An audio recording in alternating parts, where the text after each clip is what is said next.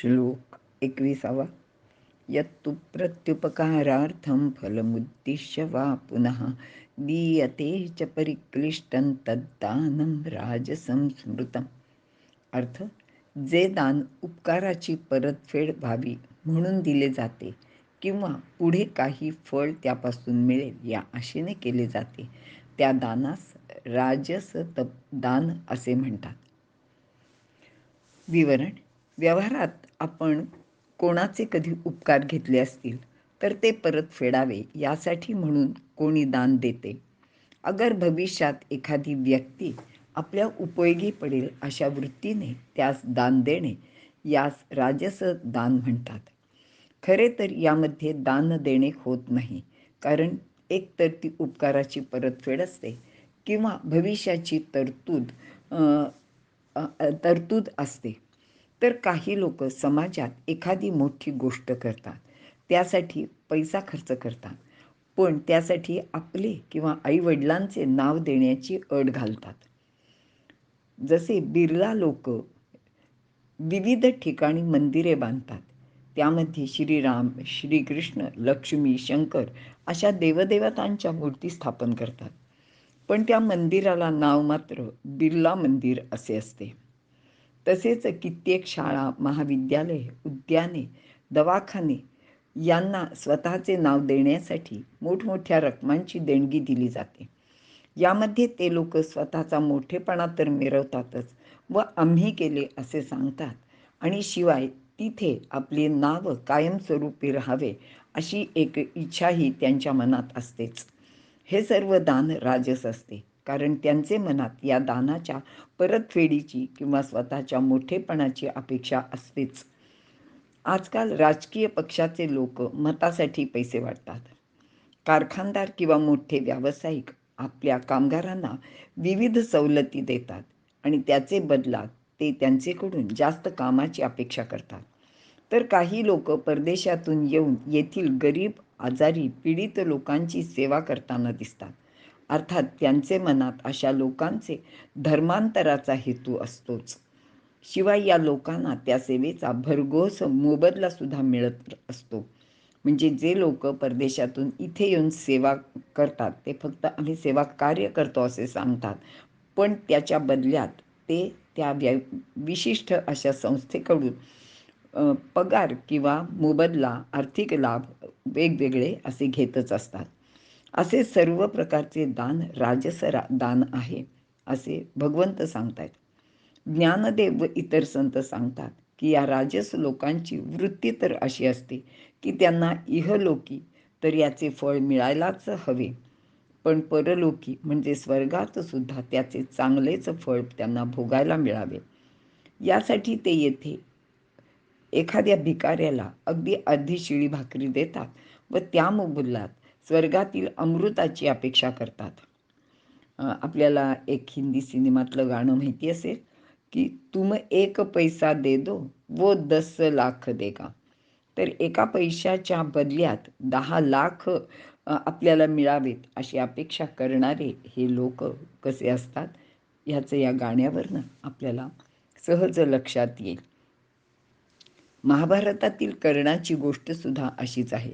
त्याने आपली कवच कुंडली इंद्राला दान म्हणून दिली, पण त्या मोबदल्यात त्यांनी त्याचेकडून म्हणजे इंद्राकडून वासवी नावाची शक्ती घेतली आणि यामुळेच ते दान राजस ठरले. सर्वसामान्य लोक पुण्यसंचयासाठीच दान करतात, अर्थातच ते राजस दान असते असे भगवंत इथे सांगत आहेत. इथे आपण थांबूया. श्लोक 22. अदेशकाले यद्दानं पात्रेभ्यश्च दीयते असत्कृतमवज्ञातं तत्तामसमुदाहृतम्. अर्थ, जे दान देश, काल, पात्रता यांचा विचार न करता आणि अवमानपूर्वक दिले जाते ते दान तामस दान असते असे भगवंत सांगत आहेत. विवरण: एकतर या तामसी लोकांना दुसऱ्याला दान द्यावेसेच वाटत नाही. कोणाला काही देणे त्यांच्या खूप जीवावर येते, आणि अगदी एखादा कोणी फारच मागे लागला तर हे लोक त्या मागणाऱ्या व्यक्तीचा अपमान करतात. देताना म्हणतात की अरे मी म्हणून तुमच्यासारख्यांना हे देतो, किंवा देश काल पात्र यांचा विचार न करता ते दान देतात. म्हणजे दुसऱ्याला एखादी गोष्ट हवी आहे का नाही ते विचारात न घेता आपल्याला नको असलेली वस्तू ते इतरांना देतात. काही लोक जे आपली स्तुती करतील अशांनाच किंवा नाच गाण्याचे वेळी पैसा उधळतात. कोणाला तरी मद्य पाजण्यासाठी पैसे खर्च करतात. अशा देण्याला खरे तर दान म्हणताच येत नाही. पण आपण किती उदार आहोत, कसे सढळ हाताने इतरांसाठी पैसे खर्च करतो हे दाखवण्यासाठी हे लोक असे पैसे खर्च करतात, किंवा थोडक्यात उधळतात असे आपण म्हणूया.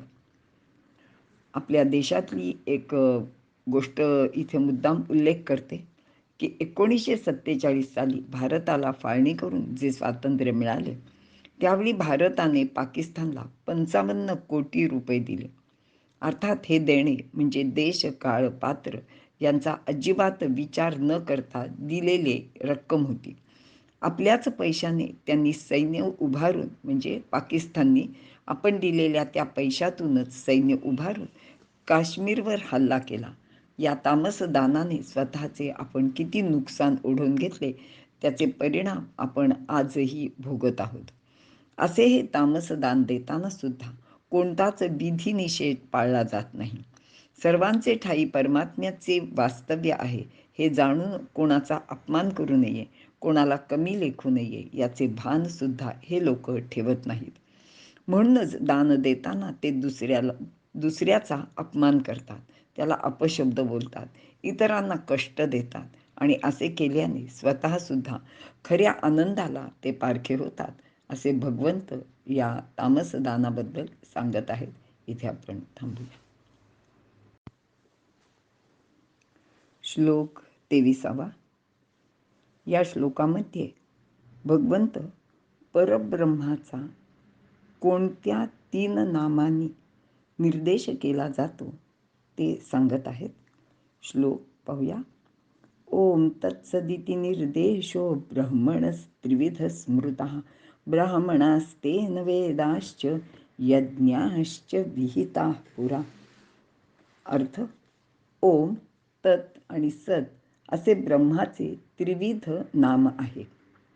सृष्टीच्या आरंभी या 3 नावांनीच ब्राह्मण, वेद व यज्ञ हे उत्पन्न झालेले आहेत असे भगवंत इथे सांगत आहेत. विवरण पाहूया. ओम हा गूढ नाद आहे. ओंकाराने परब्रह्माचा निर्देश केला जातो. परब्रह्मात प्रथम ओम हाच ध्वनी उठला. याचा नाद होताच आधी संकल्परूप ब्रह्मदेव हाच ब्राह्मण, वेद म्हणजे ज्ञान म्हणजेच अहमचे स्फुरण, व यज्ञ म्हणजे बहुश्याम ही कामना निर्माण झाली. या कामनेमुळेच अहमला म्हणजे स्वतःचा यज्ञ करावा लागला, म्हणजेच त्याचे एकत्वाची आहुती द्यावी लागली आणि जगताचा प्रारंभ झाला असे भगवंत सांगत आहेत. ओम हे एक गूढ रहस्य आहे. यामध्ये अ, उ आणि म तसेच नादबिंदू म्हणजे अनुस्वार अशा 3.5 मात्रा आहेत. ओम म्हणजेच सारे विश्व. यातील अ ही मात्रा म्हणजे अक्षर म्हणजेच स्थूल जगताचे दर्शक आहे. सारी जड साकार सृष्टी म्हणजे अकार हे परमात्म्याचे चरण आहेत, तेथे स्थिरता आहे. उकार म्हणजे सारे सूक्ष्म जगत. मन, बुद्धी, अहंकार हे सारे सूक्ष्म जगत आहे आणि ही सृष्टी खूप विशाल आहे. म्हणूनच उकार उदर विशाल असे याचे वर्णन केले जाते. मकार म्हणजे सारे ज्ञान. मकाराने सारी चैतन्यमयता आणि ती सारी एकसूत्रतात गुंफलेली आहे याचे ज्ञान होते. विविधतेला एकत्वात गुंफणारे आत्मतत्व अनुभवणे होय, आणि हेच ते खरे ज्ञान आहे. ते आनंदमय आहे, ते सर्वश्रेष्ठ आहे. म्हणून मकार म्हणजेच महामंडल मस्तकाकारी असे याचे वर्णन केले जाते. अर्धमात्रा म्हणजे नादबिंदू ही प्रशांत परब्रह्माची अवस्था आहे. सारे स्थूल साकार जगत, सारे सूक्ष्म जगत, या साऱ्यांना गुंफणारे व पेलणारे सुसंवादी ज्ञान जगत, त्या पलीकडे असणारे प्रशांत एकमेवा द्वितीय असे परमतत्व, हे सारे मिळून ओंकार झालेला आहे. याच्या सर्व मात्रांचा अभ्यास करावा, म्हणजेच ब्रह्मापासून स्थूल जगतापर्यंत सर्वांचे ब्रह्माच्या एकात्मतेचे चिंतन करावे. अशा रीतीने ब्रह्मदेवापासून ज्ञाता, ज्ञान व कर्म ही निर्माण झालेली आहेत. आणि हेच ओम म्हणजे परब्रह्म, तत् म्हणजे ते, सद म्हणजे आहेच. विविधतेने नटलेली सृष्टी निर्माण झाली असली तरी ती एकात्मच आहे. या जगातील कोणत्याही वस्तूचा उल्लेख ते म्हणजे तत् या शब्दाने केला जातो. जगातील सर्वच वस्तू ब्रह्मच आहेत, म्हणून ते म्हणजे ब्रह्म होय. या जगाचा व ब्रह्माचा उल्लेख ते म्हणजे तत्ने किंवा तत् या शब्दाने केला जातो. ब्रह्म सर्वत्र भरून राहिले आहे व ते सतत अस्तित्वात असते, म्हणून त्याला सत असे म्हणतात. सत म्हणजेच अस्तित्वात असणे. ओम हा शब्द एकाक्षरी आहे. याच शब्दाने जगाचा प्रारंभ झाला. आधुनिक विज्ञान म्हणते की एक प्रचंड स्फोट होऊन जगाची उत्पत्ती झाली. अर्थात या स्फोटाचा आवाज ओम असा झाला असणार आहे. ओम या उच्चारातून अनेक स्वरलहरी बाहेर पडतात. सर्व स्वरलहरी 7 स्वरात असतात. 7 स्वरांपैकी सा सर्वात महत्त्वाचा आहे, कारण त्या सामधून इतर 6 सूर निर्माण होतात. त्याला षडज असे म्हणतात. सहाना जन्म देणारा षडज हा सा व ओम हे सारखेच नाद आहेत. या ओमपासून शब्द ब्रह्म निर्माण झालेले आहे. याप्रमाणे ओम, तत्, सत हे तीनही शब्द ब्रह्माचा निर्देश करणारे ठरतात. त्यानेच म्हणजे हे तिघे ज्याचा निर्देश करतात त्या ब्रह्माने ब्राह्मण, वेद व यज्ञ प्राचीन काळी निर्माण केले होते. सर्वांचे मूळ ब्रह्मच आहे. या ब्रह्मापासून जे निर्माण झाले ते सर्व ब्राह्मण. अगदी प्राचीन काळी म्हणजे सृष्टीच्या आरंभी अनेक वर्ष 4 वर्ण अस्तित्वात नव्हते. ब्रह्मापासून जो मानव निर्माण झाला तो म्हणजे ब्राह्मण, आणि नंतर बुद्धीचे आचरण करणारा किंवा बुद्धीने चालणारा, त्याप्रमाणे वागणारा तो ब्राह्मण. कालांतराने मानवांची संख्या वाढत गेली, समाज निर्माण झाला व कामांची विभागणी गुणाप्रमाणे व कर्माप्रमाणे होत गेली. म्हणजेच मूळच्या एका ब्राह्मणापासून सर्व वर्ण किंवा वर्ग निर्माण झाले. महाभारतात शांतीपर्व अध्याय 188 मध्ये भारद्वाज ऋषींनी हे कथन केल्याचे सांगितले जाते. वेद व यज्ञ ब्राह्मणांनी निर्माण केले, पण ब्राह्मणांमध्ये ब्रह्म असल्याने त्याचे कर्तृत्व ब्रह्माकडेच जाते. म्हणून वेद व यज्ञ ब्रह्मापासून निर्माण झाले असे म्हणतात. ब्रह्माचा निर्देश ओम, तत्, सत या 3 पदांनी करतात. तत् म्हणजे ते तत्वच सत आहे. ते त्रिकाला बाधित आहे. तिन्ही काळी एकसारखे राहणारे, असे कोणत्याही काळात त्यामध्ये परिवर्तन होत नाही असे. म्हणजेच ती एक सत्य वस्तू असून तिला ओम असे म्हणतात. याचे अनेक अर्थ आहेत. मांडुक्य उपनिषदात अ अधिक उ अधिक म या 3 अक्षरांचा अर्थ अनुक्रमे जागृती, स्वप्नस्थिती, सुषुप्ती असा दिला आहे. आत्म्याच्या या 3 अवस्था आहेत. या 3ही स्थितीत आत्म्याची शक्ती प्रगट होते. अर्धमात्रा म्हणजे तुर्यावस्था, ती त्याची स्वरूप स्थिती आहे. याशिवाय या अक्षरांचे दुसरे काही अर्थ खालीलप्रमाणे आहेत. हे जरा जास्त होतंय, पण जास्तीत जास्त ह्या ओमची माहिती देण्याचा मी इथे प्रयत्न केलेला आहे. अ म्हणजे अचा अर्थ असा आहे की अवती, रक्षती, आतती, सातत्याने तिष्ठती इति आदिम, प्रथम, सर्वांपूर्वीचा, सर्वव्यापक, सर्वत्र प्राप्त होणारा, ब्रह्मा, शिव, वायू, वैश्वानर, मूलतत्व, जागृती, जागृतीत येणारा अनुभव. आता उ म्हणजे काय बघूया. उ म्हणजे उत्कर्ष, उत्तम स्थिती, आद्यंताला जोडणारी मध्यास्थिती, साम्यावस्था, शब्द, शिव, ब्रह्मा, चंद्रकला, स्वप्नस्थिती, स्वप्नात होणारा अनुभव. आणि म म्हणजे परिणाम, लय, अंतिम अवस्था, समय, विष, चंद्र, ब्रह्मा, विष्णू, शिव, यम, जल, सुख, आनंद, सुषुप्ती स्थिती, सुषुप्तीमध्ये येणारा अनुभव, ब्रह्मस्वरूप स्थिती. आता अर्धमात्रा पाहूया. अद्वैत अनिर्वचनीय आत्म्याची शुद्ध स्थिती किंवा अवस्था. मनुष्याला जे ज्ञान मिळते ते जागृती, स्वप्न आणि सुषुप्ती या 3 अवस्थातून प्राप्त होते असे सांगितले जाते. म्हणून यातील अवस्थांचा निर्देशक ओंकार संपूर्णतेचा प्रदर्शक मानला जातो. ओंकारात समाविष्ट न होणारी कोणतीही वस्तू नाही. जे सर्व काही आहे ते ओंकारच आहे.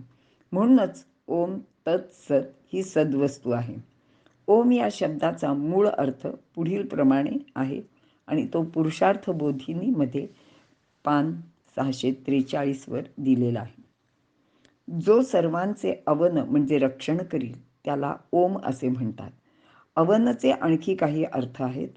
अव म्हणजे रक्षण, गती, कांती म्हणजे प्रीती करणे, प्रीती म्हणजेच संतोष, तृप्ती म्हणजे समाधान प्राप्त करणे, अवगम जाणणे, ज्ञान प्राप्त करणे, प्रवेश म्हणजे घुसणे किंवा व्यापणे, श्रवण म्हणजे ऐकणे, साधर्म्य म्हणजे सामर्थ्य, अधिकार मिळवणे, स्वामी होणे, समर्थ होणे, याचना म्हणजे मागणे, क्रिया म्हणजे कर्म करणे, इच्छा, दीप्ती म्हणजे प्रकाशित होणे, अवाप्ती म्हणजे प्राप्त होणे, आलिंगन, हिंसा म्हणजे विरोधाचा नाश करणे, आदान म्हणजे ग्रहण करणे, भाव म्हणजे अस्तित्व राखणे किंवा होणे, वृद्धी म्हणजे वाढणे, भाग म्हणजे भजनीय, सेवन करणे, भाग होऊन राहणे, दहन म्हणजे जळणे. हे सर्व अवधातूचे अर्थ आहेत.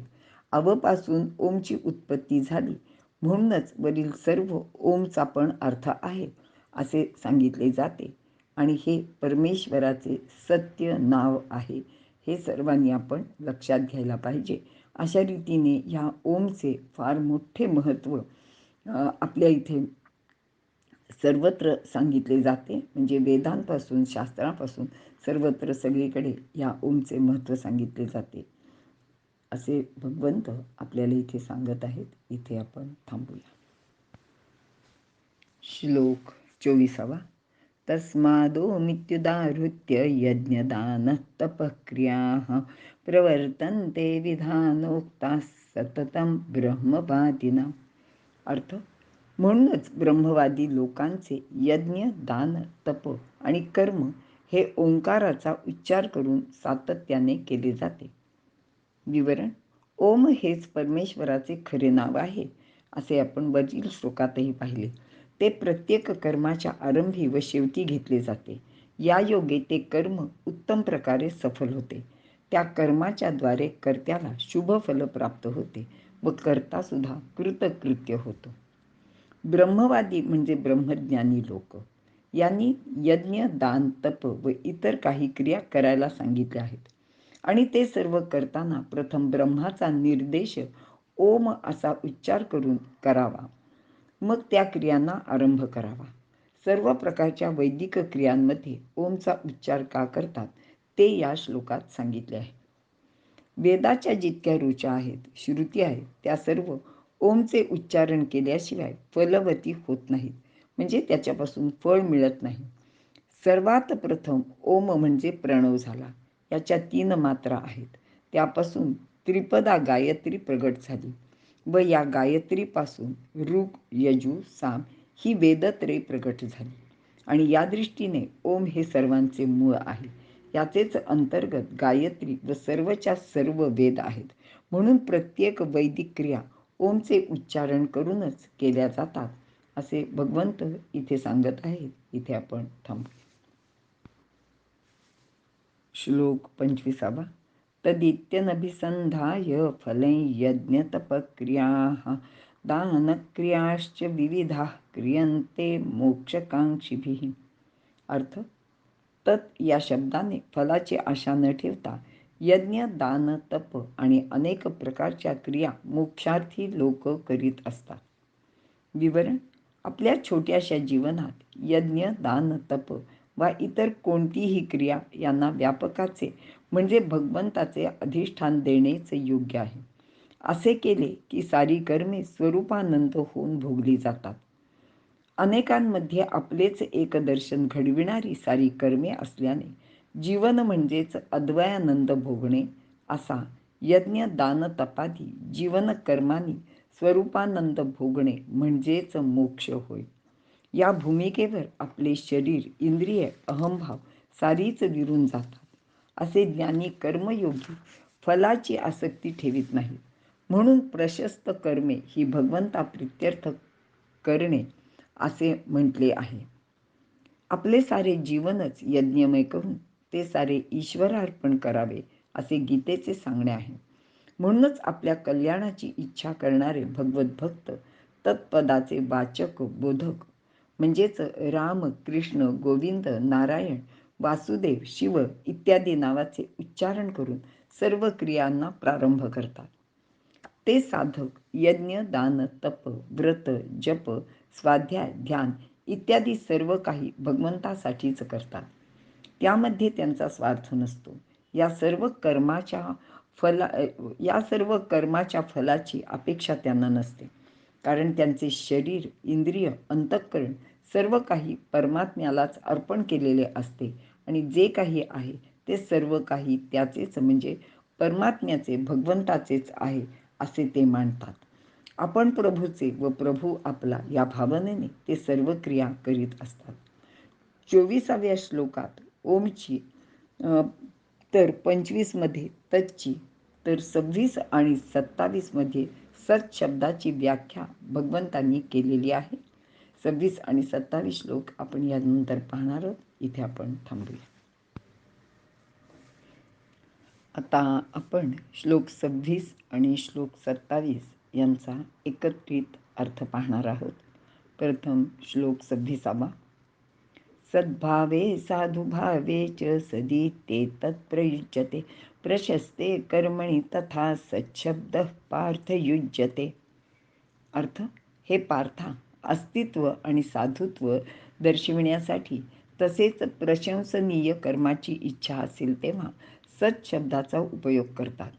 त्याचप्रमाणे सत शब्दाने सत्ता, साधुभाव व प्रशस्त कर्म हा अर्थसुद्धा सूचित होतो. श्लोक 27.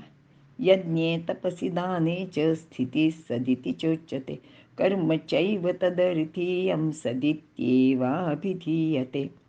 अर्थ, यज्ञ, तप, दान या समयी विद्वान सत या शब्दाचा प्रयोग करतात व तत्संबंधी कर्मालाही तोच शब्द लावतात. यज्ञ, दान, तप यांच्या ठिकाणी स्थिर भावना असणे ह्याला ही सद असे म्हणतात. हे तिन्ही अटळ आहेत.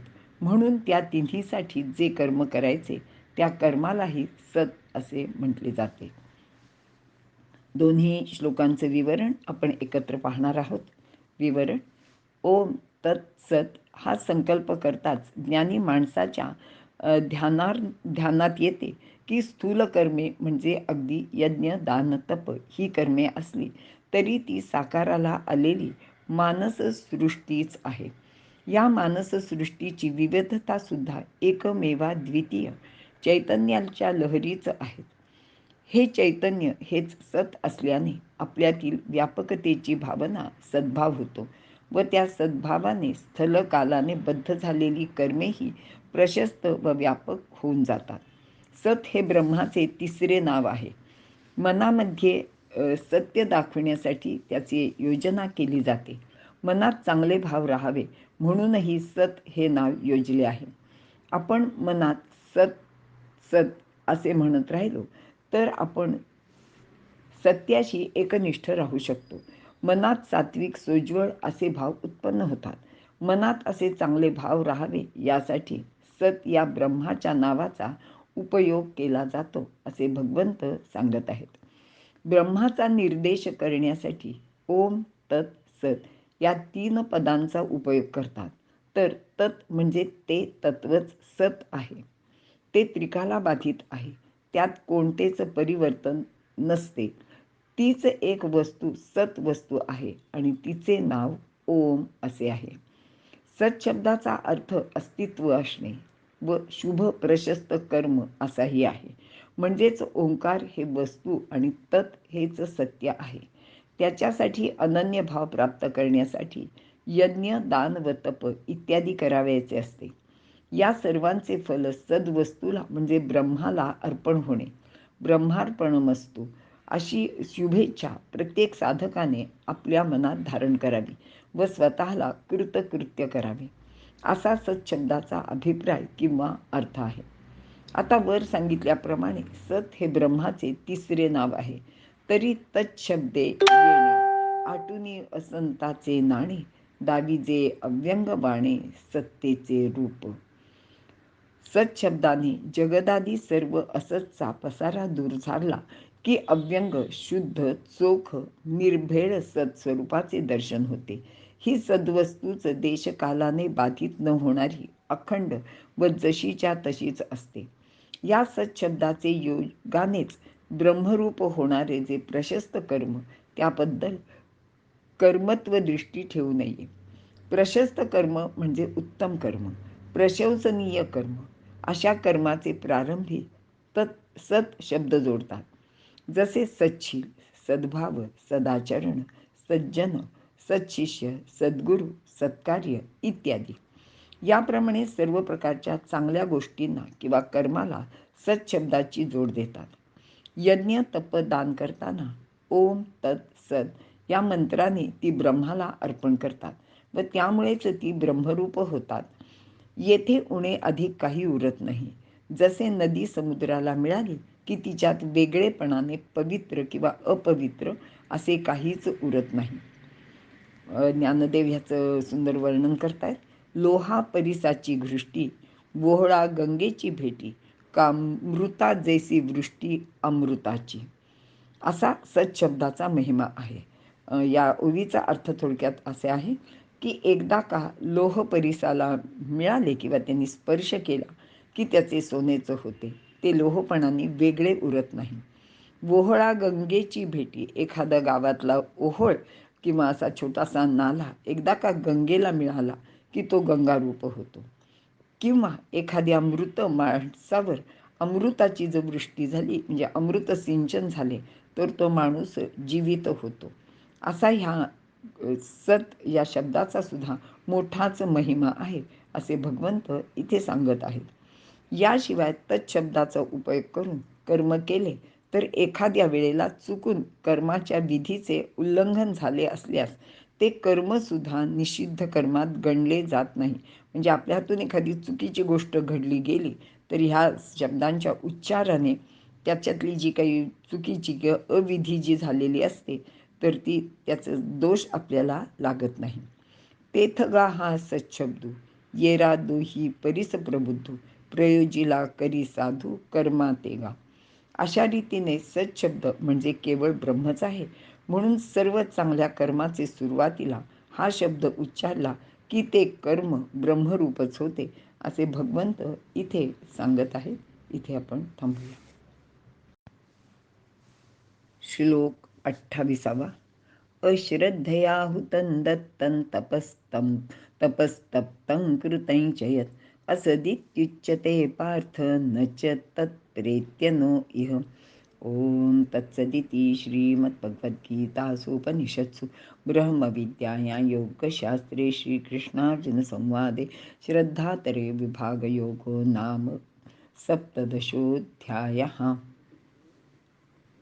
श्लोकाचा अर्थ पाहूया.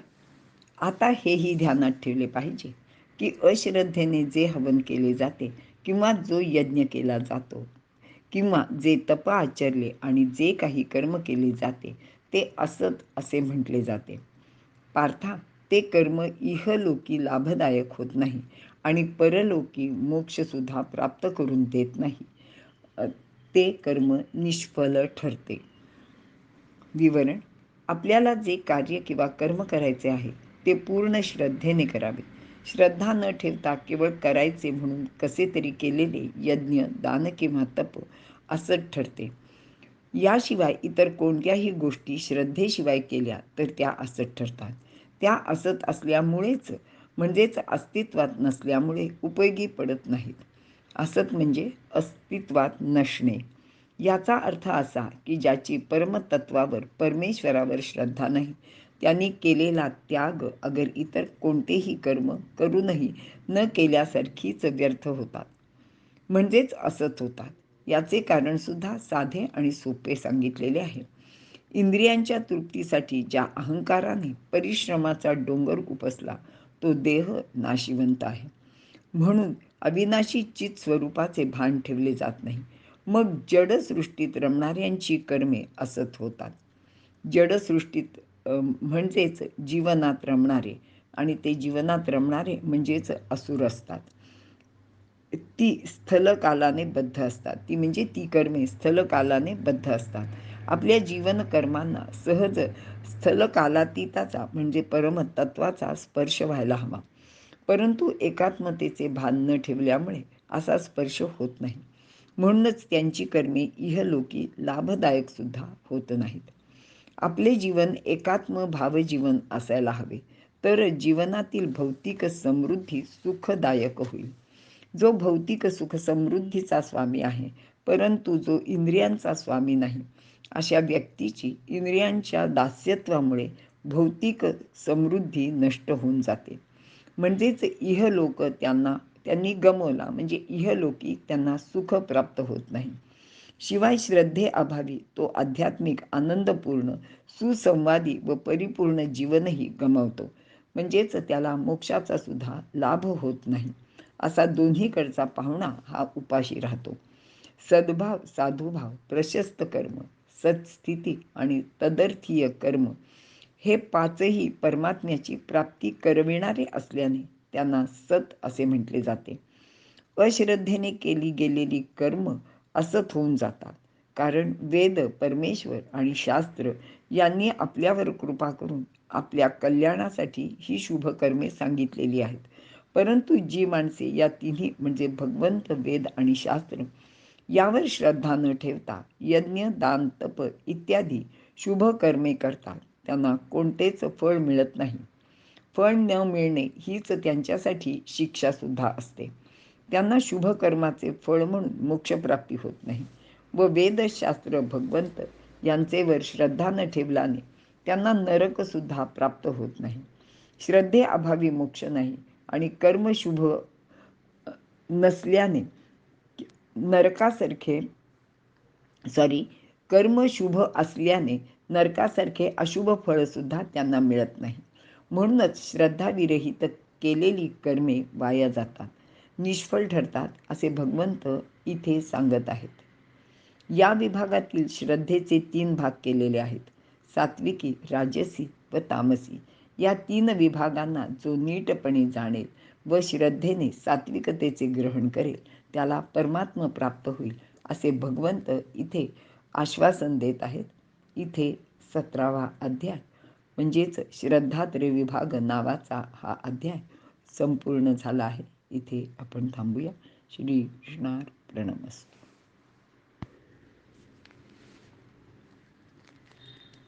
17व्या अध्यायातील श्लोकांचा अर्थ सांगून पूर्ण झाला आहे. 17व्या अध्यायातील विचारांचे थोडक्यात अवलोकन करण्याचा प्रयत्न करत आहे. आपण अध्याय 15 मध्ये भगवंताने जीवनाचे संपूर्ण शास्त्र सांगितले आहे ते पाहिले. त्याचबरोबर 16व्या अध्यायात एक परिशिष्ट पाहिले. त्यामध्ये मनाचे प्रतिबिंब जो समाज व त्यामध्ये 2 वृत्तींचा किंवा 2 संस्कृतींचा असलेला झगडा वर्णन केला आहे. तर 17व्या अध्यायात भगवंताने आपल्याला कार्यक्रम योगच सांगितला आहे. कार्यक्रम योग हा शब्द विनोबाजींनी वापरलेला आहे. या अध्यायात आपल्या नित्य क्रिया कशा असाव्यात याचे मार्गदर्शन केले आहे. त्याप्रमाणे आपण आपला दिनक्रम नीट आखून त्यानुसार नियमित वागण्याचे ठरविले पाहिजे. ज्ञानी पुरुषांचे उदाहरण जर आपण पाहिले तर सूर्य हा या ज्ञानी पुरुषांचा आचार्य आहे. म्हणूनच भगवंतांनी त्याला प्रथम कर्मयोग सांगितला आणि सूर्याने विचार करणाऱ्या मनूला याचा उपदेश केला. अर्थात मनूने फक्त विचार केला नाही तर त्याप्रमाणे त्यांनी आचरणसुद्धा केले. आपण आपले जीवन सूर्याप्रमाणे नियमितपणाने जगलो तर आपले जीवन सुखरतेने आणि आनंदाने आपल्याला व्यतीत करता येईल. त्याचबरोबर या म्हणजे 17व्या अध्यायात भगवंताने 3 संस्था सांगितल्या आहेत. त्या म्हणजे यज्ञ, दान आणि तप. अर्थातच यज्ञ म्हणजे काय, तप व दान म्हणजे काय याचे सविस्तर मार्गदर्शनसुद्धा भगवंतांनी इथे केले आहे. यज्ञ म्हणजे नित्यकर्म. ते करताना कर्माच्या फलाची आसक्ती सोडायची. यात कर्तव्य भावना महत्त्वाची. तो परोपकार नाही. समाजाने सृष्टीने जे आपल्यावर उपकार केले आहेत त्याचे ऋण काही अंशाने आपल्या सेवेने अल्प प्रमाणात का होईना प्रत्येकाने फेडायचे आहे. नवनिर्मिती करायची. ही नवनिर्मिती म्हणजेच यज्ञ आहे. या समाजाचे ऋणातून मुक्त होण्यासाठी जी सेवा करायची ती म्हणजेच दान. ते दान म्हणजे शरीराने, द्रव्याने अगर इतर कोणत्याही साधनांचा उपयोग करून आपण समाजासाठी करायचा आहे. यानंतरची तेवढीच महत्त्वाची गोष्ट म्हणजे जी तिसरी गोष्ट आहे ती म्हणजे तप. आपल्या शरीरातील मन, बुद्धी, इंद्रिये यांचा आपण सातत्याने वापर करतो. या शरीरात अनेक विकार व दोष उत्पन्न होतात. त्यांच्या शुद्धीसाठी माणसाने तप करायचे आहे. अशा या 3 संस्था यांचे साहाय्याने आपण आपला जीवनक्रम चालवायचा आहे. तो आपला नित्य कर्म ठेवायचा आहे. या सर्व क्रिया ईश्वराला अर्पण पण करायच्या आहेत. यामध्ये सेवा, साधना व समर्पण या गोष्टी एकाच क्रियेने साध्य करायच्या आणि तेच सात्विक कर्म होय. कारण यामध्ये सकामतेचा अभाव आहे. अर्थात असा आचार करताना आपल्या आहार शुद्धीचे महत्त्वही भगवंतांनी किती मोठे आहे हे सांगितले आहे. म्हणजेच सात्विक आहाराचे महत्त्व विशद केले आहे. अशा रीतीने आपले सर्व जीवन यज्ञमय करून ते भगवंताला अर्पण करायचे. अशी सेवामयता भगवंताला अर्पण करताना ती पूजामय होण्यासाठी ओम तत्सत या मंत्राने ती अर्पण करायची. ही 3ही पदे म्हणजे भगवंताची नामेच आहेत. अशा रीतीने स्वावलंबी पुण्यमय जीवनाचे सर्व रहस्यच या अध्यायात भगवंतांनी सांगितलेले आहेत आणि इथे खऱ्या अर्थाने आपला 17वा अध्याय पूर्ण होत आहे. इथे आपण थांबू.